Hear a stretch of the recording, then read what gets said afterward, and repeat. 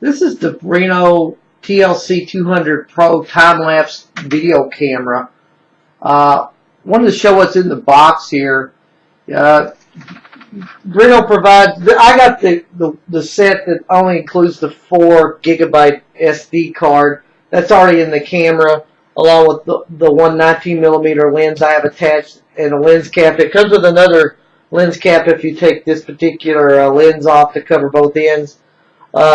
I put the little screwdriver and the extra screw in this SD card container to keep from losing it, but they give you that as well for making adjustments on the manual focus.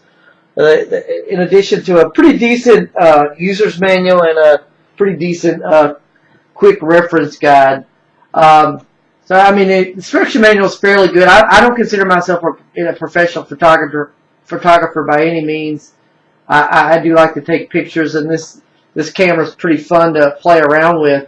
One thing that I did first was I made sure I updated to the latest firmware, which as of the time of this review is 1.05.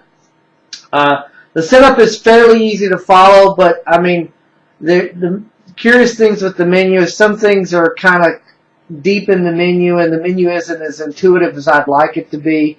Like, for example, when you turn on the power to the camera, you know, prominently the date and time's on the LCD screen, but you've got to kind of work your way deep into the menu to find where to set it so you can get the proper date and time.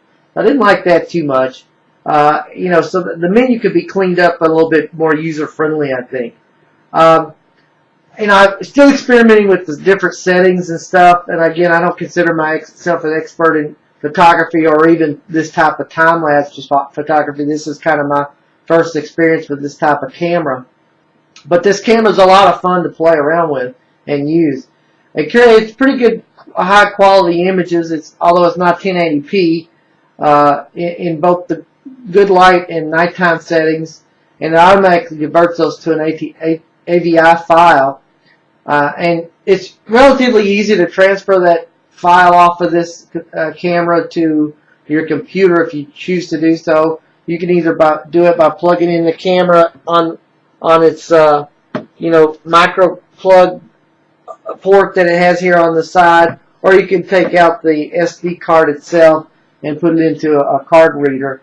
Either way works.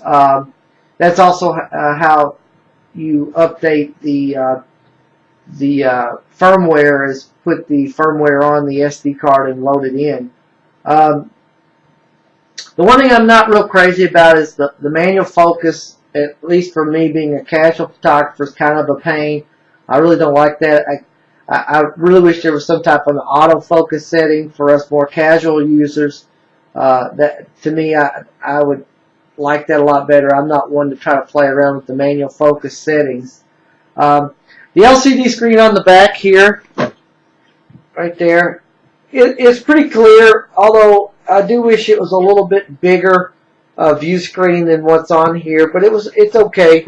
Let me bring it up a little closer. There's 2 buttons, a menu and a time button here that kind of help, and it also works as a backward and forward along with the OK, and then this is a little switch to switch it on and off. But I mean, like I said, it is a lot of fun. It's a fun camera. I like the fact that Brinno has a lot of different accessories to add to this, so you can do a variety of things, including an outdoor casing and things like that. And you can get different lenses to suit your needs. The battery life is pretty good. I use rechargeable batteries on this, and it lasts for quite a long time, depending on, you know, the settings that you have. But I mean, it lasts a pretty good time. You know, like I said, I think this is a fun camera. It's durable. It's well made. You know, there are a few annoyances with it. I mean, the menu could be improved. I don't like the manual focus at all. The resolution could be a little higher than the 720 it has, and the smaller view screen on the back is smaller than I would like. But I still like the camera overall, and I give it 4 stars.